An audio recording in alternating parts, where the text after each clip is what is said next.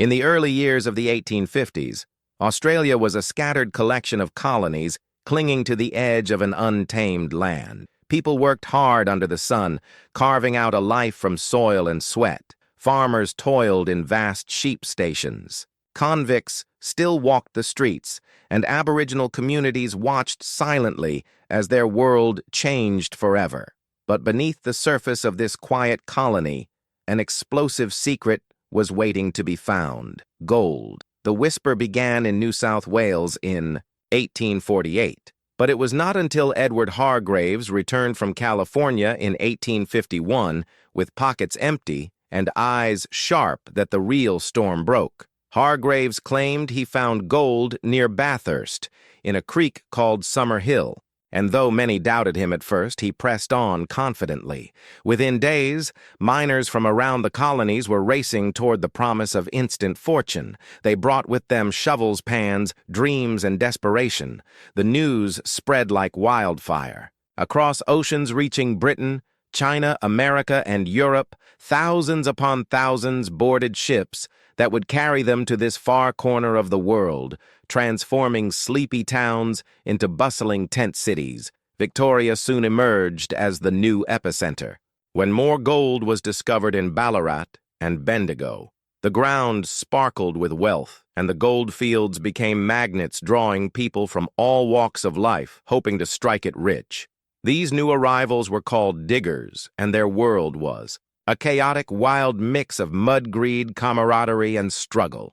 The diggings had no law, no order, and no rest. From sunrise to sunset, men labored in rivers and gullies, sifting dirt and rock with the hope of glimpsing that golden shine. Some succeeded and walked away with fortune. Others found nothing but heartache. The transformation was immediate. Melbourne, once a modest port town, swelled overnight. Shops could not stock supplies fast enough, and hotels burst with customers. Newspapers printed daily. Updates on the goldfields and letters home told stories of success and survival. But it was not all prosperity. The roads to the goldfields were treacherous. Crime was rampant, and the living conditions on site were brutal. Miners dug not just through earth, but through loneliness, illness, and exhaustion. Their hands blistered, their backs ached, but their eyes never stopped searching. The promise of gold blinded many to the hardships around them. Still, they came driven by the same fever, the same hunger for a new life and quick riches. In those early days, there were no rules, just hope and chaos. Australia was no longer a penal colony or a forgotten outpost. It had become the land of opportunity, a place where fortune could be seized by the bold and the lucky. In every shovel of earth was the chance to change everything, and as each day passed, more ships arrived, bringing with them the next wave of gold fever. The goldfields of Victoria quickly evolved into sprawling makeshift cities, filled with tents, smoke, and ambition. As the word spread, every hill and valley near Ballarat and Bendigo began to echo with the sound of picks, striking rock, and shovels scraping soil. These were places built on hope, but soaked in hardship. Diggers, as the miners were known, came from every background. They were former sailors, blacksmiths, shepherds, lawyers, clerks, and convicts. Each man carried his own dream and his own burden. Some came alone, others with families. Some believed they would be rich within a week, others prepared for years of toil. Despite their differences, they were bound by one feverish desire to find gold. The daily life of a digger was unforgiving. Most woke before dawn and worked until the last light of day. Their hands became raw, and their faces darkened by sun and dust. The tools were simple pans, cradles, picks, and shovels. The process was backbreaking, and success was rare, yet hope lingered in every panful of gravel. Every tiny sparkle in the bottom of a dish stirred the heart and ignited belief. The gold itself was elusive, sometimes found in tiny flakes, sometimes in chunky nuggets, buried deep within quartz veins or lodged in riverbeds. The lucky ones made headlines and legends one man might unearth a fortune, while the man beside him found nothing but dirt. This imbalance bred both inspiration and jealousy among the miners. With thousands arriving each month, the goldfields became overcrowded and chaotic. Tents sprang up wherever space allowed, creating a patchwork of lives lived under canvas. The air was thick with smoke from cooking fires, the stench of unwashed bodies, and the cries of children or the moans of the sick. Clean water was scarce, food was expensive, and shelter was flimsy. Diseases spread quickly from dysentery to typhoid, and many diggers perished before ever seeing a glimmer of gold. The colonial governments were slow to respond to the exploding population, but one thing they did establish quickly was a system of licensing. In order to mine legally, every digger had to purchase a license at a high monthly fee. Whether a man found gold or not, he still had to pay. This decision sparked outrage among the miners who felt it was unfair to be taxed without representation, and even harsher to be hunted by police when they failed to produce the license. The license inspectors, known as troopers, would raid the camps at random, demanding to see the papers. Those who could not provide them were dragged away, fined, or jailed. This harassment built resentment, and soon a new feeling began to simmer beneath the surface of gold fever rebellion. Among the diggers, there grew a sense of injustice. They were the ones laboring in the heat and filth, risking everything. Yet they were being treated as criminals rather than pioneers. They began to organize meetings, wrote petitions, and held protests, demanding lower license fees and better treatment from the government. At the same time, tensions rose between different ethnic groups, most notably between European and Chinese miners. The Chinese often worked in organized groups, reworking abandoned claims and efficiently collecting what others had missed. Their success and different customs made them targets of suspicion, and racism leading to violent clashes and discriminatory laws. But even in the chaos and conflict, the goldfields remained a place of astonishing transformation. Men who had once lived quiet, humble lives now found themselves building communities, pushing for political change and shaping the future of a nation. Women, too, played their part. Though fewer in number, they ran shops, tended to the sick, cooked, cleaned, and in some cases mined alongside the men. Children born on the goldfields grew up fast, learning to survive in a world that rewarded grit over gentleness. One of the most remarkable features of this era was the mingling of cultures, languages, and beliefs. The gold rush turned Australia into a mosaic of humanity. A single camp might house Irishmen, Germans, Chinese Americans, and Scots, all living within shouting distance of one another. Differences caused friction, but also led to shared songs, shared meals, and shared dreams. The towns around the goldfields began to grow into real cities. Banks, schools, churches, and theaters appeared along muddy streets. Post offices carried news from distant homelands, and general stores stocked items from across the globe. People brought not just bodies to the goldfields, but ideas, inventions, and industries. The demand for transport, food, housing, and tools sparked economic booms in other parts of the colony. Entrepreneurs grew rich, selling supplies to diggers, and tradespeople found steady work building infrastructure. The ripple effects of the gold rush were felt far beyond the mining pits. With gold flowing into colonial treasuries, governments could now fund major public projects. Railways, roads, and bridges were built, linking remote areas and fostering a sense of unity. Among previously isolated settlements, the gold rush did not just create wealth, it created momentum, pushing the Australian colonies toward modernization and eventual federation. But beneath the surface of prosperity, the costs remained high. Families were torn apart by the journey, disease, and disappointment. Mental health struggles were common, though rarely spoken of, and the land itself suffered under the relentless digging of thousands of desperate hands. Forests were cleared, rivers polluted, and sacred Aboriginal sites destroyed or desecrated. The indigenous people watched as their world was reshaped without consent, often violently pushed aside or ignored. Yet despite all the darkness and disorder, the goldfields gave rise to something. Enduring a shared national character forged in adversity and ambition, Australia, in the 1850s, was being remade not by kings or politicians, but by diggers, dreamers, and the determined, as tents gave way to towns and hope battled hardship. A new society began to emerge, one that would define the young nation for generations to come. By 1854, the tension in the goldfields had reached a boiling point. The miners were exhausted from injustice, battered by hardship, and increasingly enraged by the heavy hand of colonial law. The license system had become the symbol of everything they despised. The idea that they were being taxed without fair representation, without voice or vote, felt like tyranny, reminiscent of the grievances that sparked revolutions in other parts of the world. Among the goldfields, none felt this injustice more deeply than those at Ballarat, where resentment had curdled into resolve. The diggers there began to hold mass meetings discussing grievances and plotting action. They formed the Ballarat Reform League, which demanded the abolition of the mining license, the right to vote, fair representation in government, and equality under the law. Their words echoed through the muddy camps, inspiring courage and defiance.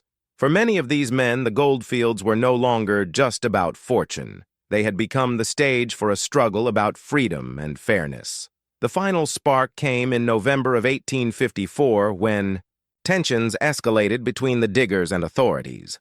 A miner was murdered, and the accused, a hotel owner, was believed to be protected by corrupt officials. The authorities' refusal to deliver justice enraged the diggers even further, and a wave of protest swept through the camps.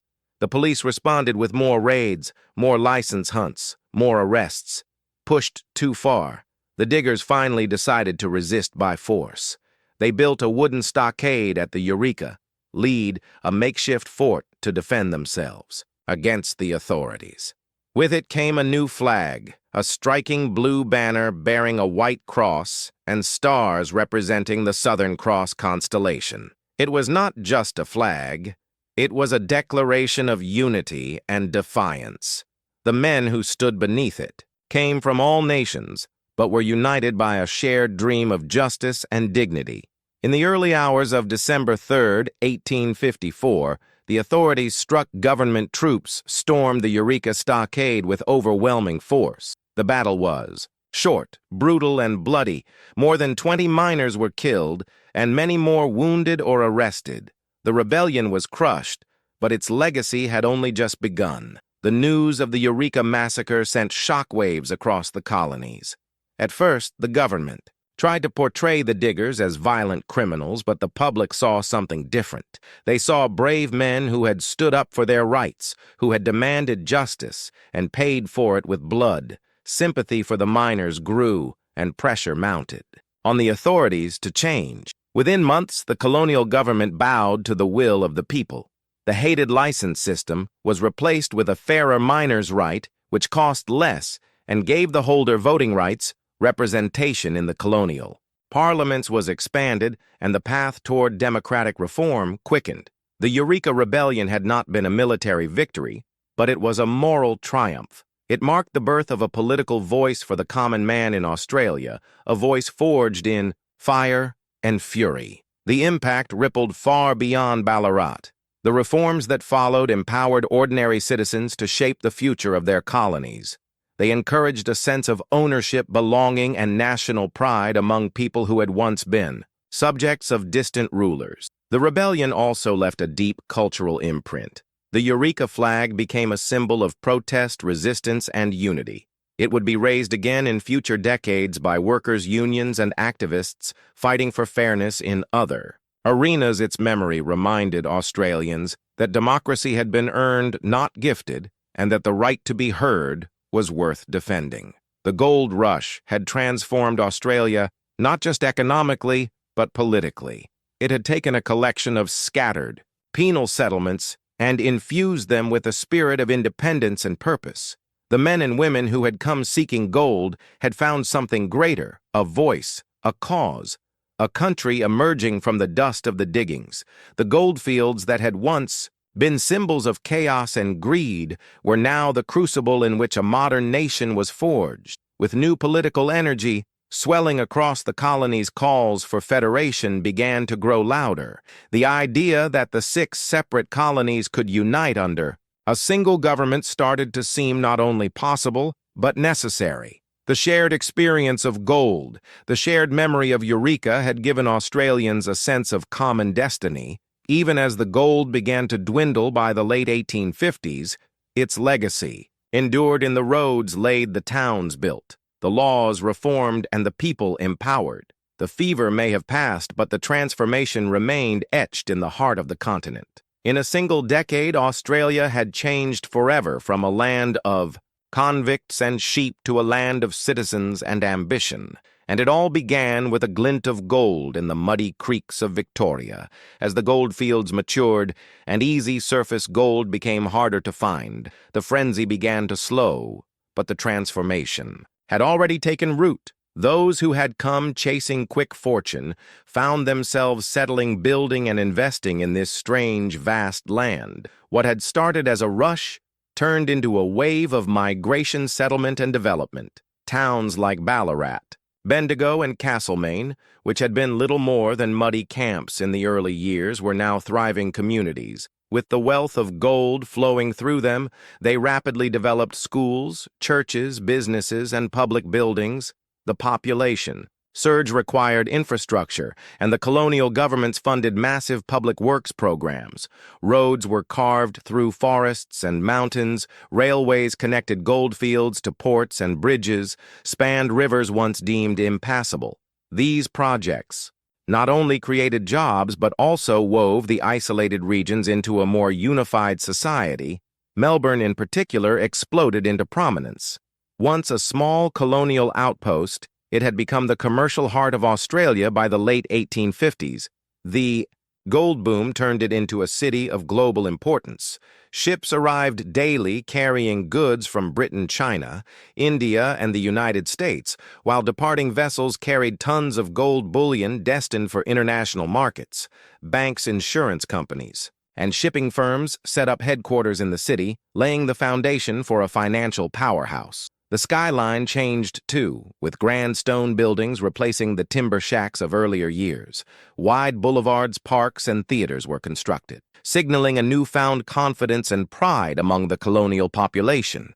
In architecture, fashion, art, and literature, the influence of the gold rush could be seen and felt. The wealth generated by gold allowed for more than material advancement. It funded education, cultural institutions, and social reform. Philanthropists donated to hospitals, libraries, and museums. Universities were founded and newspapers flourished, carrying not only local news but commentary on world events.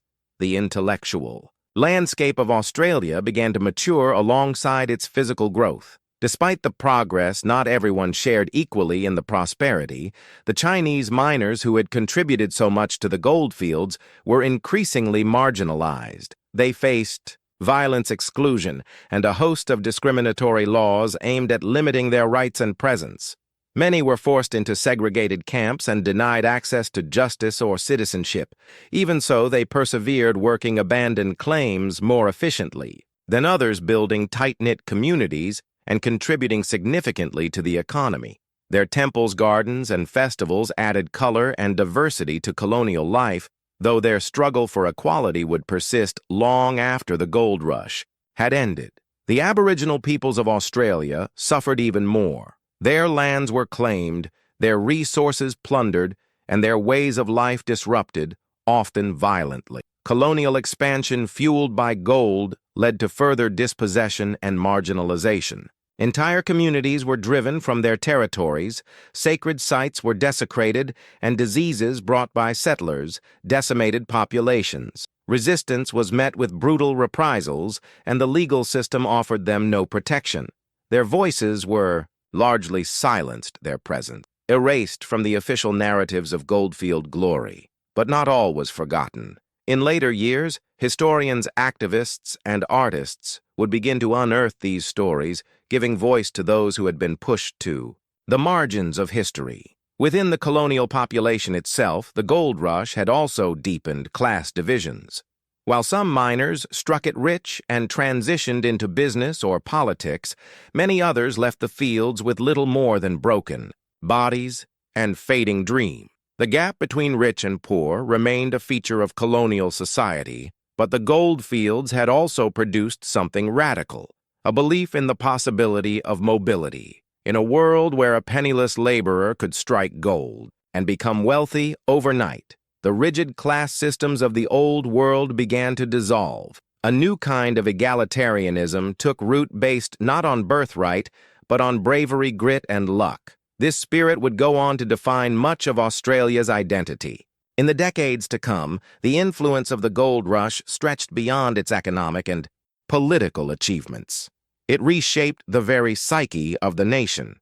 It taught Australians to question authority, to fight for fairness, to value hard work, and to embrace diversity, however imperfectly.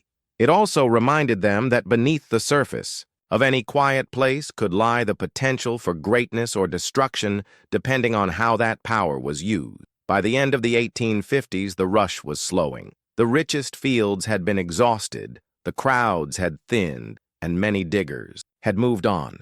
Some returned home, others pushed deeper inland or found work in the industries that had grown around the rush. But the mark had been made indelibly. The fever might have burned out, but it left behind the bones of a new society, a stronger, more confident Australia rising from the dust of gold and ambition. As the 1850s drew to a close, Australia stood transformed. What had begun with whispers in creek beds and frantic digging had evolved into a nationwide awakening. The gold rush had lasted only a decade in its most intense form, but the consequences would ripple across centuries, reshaping the continent's destiny forever. The immediate economic benefits were undeniable. Australia became one of the richest gold producers in the world, and the influx of wealth, supercharged trade, banking, and investment foreign capital flowed into the colonies. New industries emerged, and immigration surged from nearly every continent. This mass arrival of people changed the demographics of Australia permanently. The small population of ex-convicts, settlers, and pastoralists grew into a multicultural society fueled by hope and hardship, from Irish laborers to Chinese miners, from American adventurers to German craftsmen.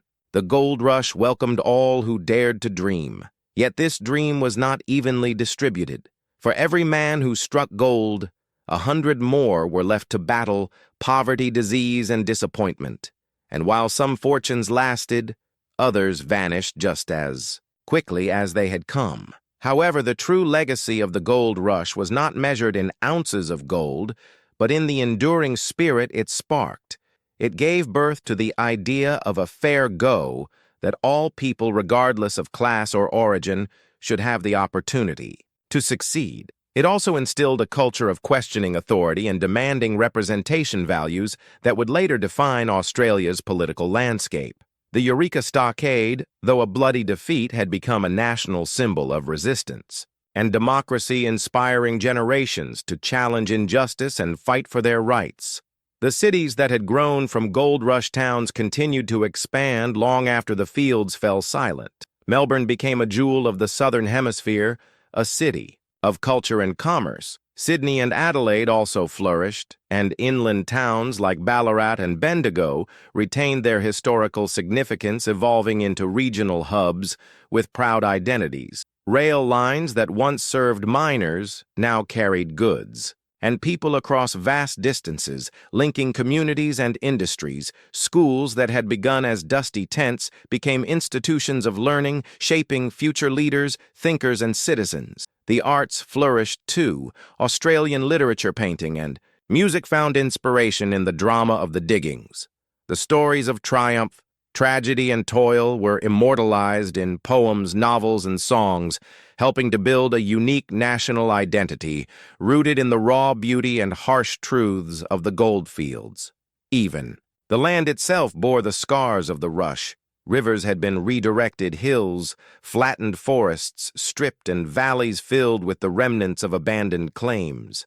The environment paid a heavy price, and future generations would grapple with the consequences of this unchecked exploitation.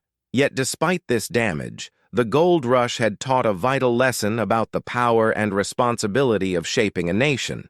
It showed that rapid change could bring both progress and pain, and that balance must always be sought between ambition and stewardship. As Australia moved into the 1860s, the fever subsided, but its energy lingered. The gold rush had acted as a crucible, forging new communities and institutions.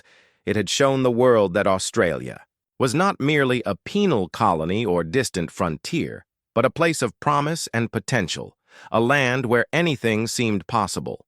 And in that promise lay the foundations of a modern nation. The men and women who came with dreams of gold often left with something far greater, a sense of purpose, identity, and belonging. They had dug into the heart of the continent and discovered not just riches, but resilience.